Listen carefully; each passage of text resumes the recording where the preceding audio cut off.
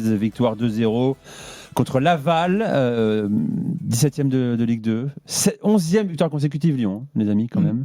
Il se rapproche des 14 du record de Gérard Houllier. Tout va toujours très bien, même si ça a mis un peu de temps ce soir. Et je le disais, Fonseca est un des rares coachs ce soir en Coupe de France, club de Ligue 1, à avoir aligné sa meilleure équipe possible.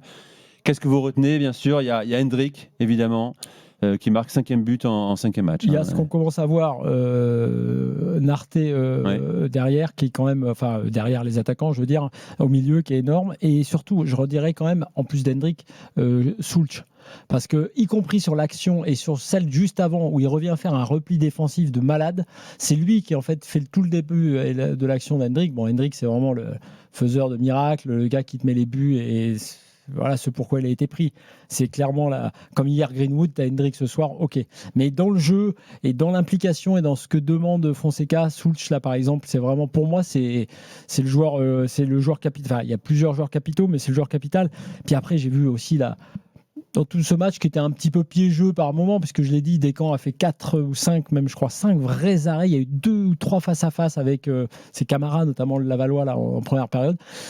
Et Niakhaté derrière, c'est le boss, c'est lui qui calme tout le monde, qui gère. Donc il a quand même fait tourner un petit peu, puisqu'il y avait Hadbourg qui joue. Quand Hadbourg joue, à mon avis, c'est quand même, ça tourne un peu quand même. Oui, et puis Ruben Kluivert était absent car légèrement blessé, rien de grave pour lui. Clément est avec nous au 32-16. Salut Clément, supporter de l'OL. Salut. Bonsoir messieurs. Bienvenue dans l'after Clément. Non, il a fait aussi tourner Morera, parce qu'à mon avis sinon Morera il est titulaire quoi, c'est Morera. Ouais Clément, tu veux parler de Morera justement je crois. Ouais, Morera, et puis un petit bilan un petit peu de la saison qui est déjà bien avancée. Mais alors sur Morera, c'est le kiff de beaucoup de monde je pense. Ce joueur il venait de nulle part, on ne le connaissait pas. C'est qu'il n'avait pas été titulaire une fois avant d'arriver à Lyon en pro. C'est quand même dire d'où il venait, de presque nulle part. Et je voulais juste te dire que Fofana, que j'adore, qui nous a fait pas mal d'exploits, son retour, on parle beaucoup du retour de Fofana, de Nuama, c'est vrai, ils vont venir. Mais quand en fait Fofana, il y a une date ou pas? Ouais, fin du mois, fin du mois. Ouais, c'est ça. Du mois. Mais pour moi, Fofana n'a pas récupéré sa place. Ouais, mais quand il va revenir, quel sera son état de forme? Quand tu as une équipe qui tourne comme Lyon tourne en ce moment, bon, évidemment que c'est bien de le récupérer, mais avant qu'il se mette dans le rythme, il va falloir un peu quand même. On s'emballe pour les deux parce que forcément, c'est 2 très bons joueurs. On a envie un peu de remplir les rangs, mais Nuama, pour moi, il faut l'oublier. Nuama, il y a des problèmes, c'est retardé. On le verra, pour moi, on le verra pas de l'année ou juste au mois de mai, un petit peu à la fin. Et Fofana, pour moi, il va revenir, mais sa place n'est pas acquise. Loin de là. Mais là, le système de jeu, il a un peu changé, quoi. Et l'équipe est en place.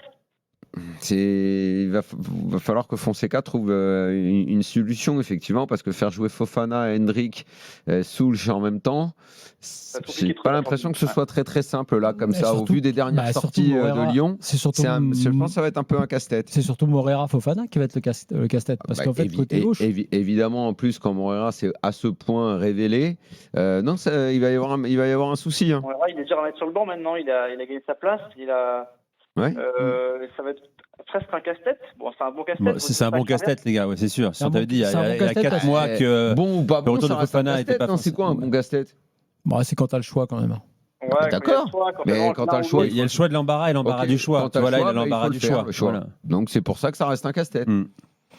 Non, mais c'est vrai quand même. Non, mais certes, mais comme on disait en début de saison que l'un des problèmes de l'OL, ça pouvait être la limite de son banc, de sa rotation, vu le nombre de compètes, et que maintenant il y a la Coupe de France qui définitivement est là, avec 3 compètes. Il vaut mieux avoir ce casse-tête que l'inverse. Il vaut mieux avoir le banc fourni, évidemment, bien sûr. Et il y a aussi un point sur lequel j'aimerais devenir plus global de ce Lyon, moi, que je suis depuis très longtemps. Je dis souvent cette année que ça fait au moins 10 ans que j'ai pas vu une équipe de Lyon qui jouait aussi bien, du moins dans laquelle on prenait du plaisir. Et je pense que seulement il y a... Attends, mais quand on dit ça, là, t'es d'accord qu'on ne dit pas ça forcément du match de ce week-end et de la première mi-temps ce soir, quand même? Ah non. Non, parce que j'ai recueilli un enthousiasme absolument débordant pour l'OL et je le comprends parfaitement parce que moi-même, je participe à tout ça et j'aime beaucoup et tout. Maintenant... si on peut être un peu lucide, la sortie de ce week-end, elle est pas bonne du tout. Et ce soir, on va pas se relever cette nuit pour se repasser le match quand même, non? Mais en général, du jeu que je vois depuis très longtemps maintenant, je me suis souvent plaint, mais c'est tous les coachs qui sont passés par là, depuis Genesio, même un petit peu avant, un jeu qui était stéréotypé, qui était latéral, qui avançait pas. Et c'est la première année, elle est ou deuxième, où je vois vraiment un jeu, on comprend ce qu'on fait, on comprend le jeu qui est en place, alors qu'avant on comprenait Oui, ça pas. j'entends ce que tu dis. Ouais. Et pour moi, je fais un lien vraiment avec la direction. La direction était vraiment la pomme pourrie. Forcément, sur le terrain, ça n'allait pas. Et là, comme par hasard, on a une direction qui est en place, c'est cohérent, ça travaille bien. Comme par hasard, les joueurs sont bons. Quand on avait les joueurs qu'on a critiqués, là, les Cornet, les Dubois et compagnie, et j'en passe d'autres, c'est pas qu'ils étaient mauvais. C'est aussi qu'il y avait cette ambiance, cette direction qui n'était pas bonne. Hein. Il n'y avait pas de fil conducteur. Tu prends un mec comme Kluivert, tu le mets à cette époque-là, il y a 5-6 ans, il aurait été mauvais comme il y a 3 mois. Mais dans cette équipe-là où la direction... Tout le monde est tiré vers le haut et tout le monde progresse. Voilà, Environnement sain. Bah, tu sais, on a vu ça au PSG pendant 10 ans. Hein. Il y avait que des super joueurs et tout. L'ambiance était pourrie. La direction bossait pas bien. Voilà. C'est une équipe qu'on a envie d'aimer. Je sais pas, tous les joueurs, je les adore. La qualité, ça pourrait être mon pote. Mais toi encore, t'es supporter de l'OL, donc c'est logique que cette équipe-là, qui a ces valeurs-là, tu l'aimes. Moi, ce qui me fait marrer, c'est de voir que cette équipe, qui parfois arrive à se faire un peu détester par son attitude ou par ce qui s'y passait, bah, elle est adorée partout. En dehors de Lyon, c'est très difficile de trouver un. Mais là, c'est la symbolique du revenant. Il y a un capital sympathique qui est également dû à l'histoire de cette équipe. Oui, tout à fait. Mais je veux dire que dans l'histoire de Lyon récente, les Lyonnais sont sensibles au fait que. Il faut être aussi impopulaire parfois ailleurs en France. Exactement. Tiens, écoutez Hendrik, c'était il y a quelques minutes au micro d'Edouard G.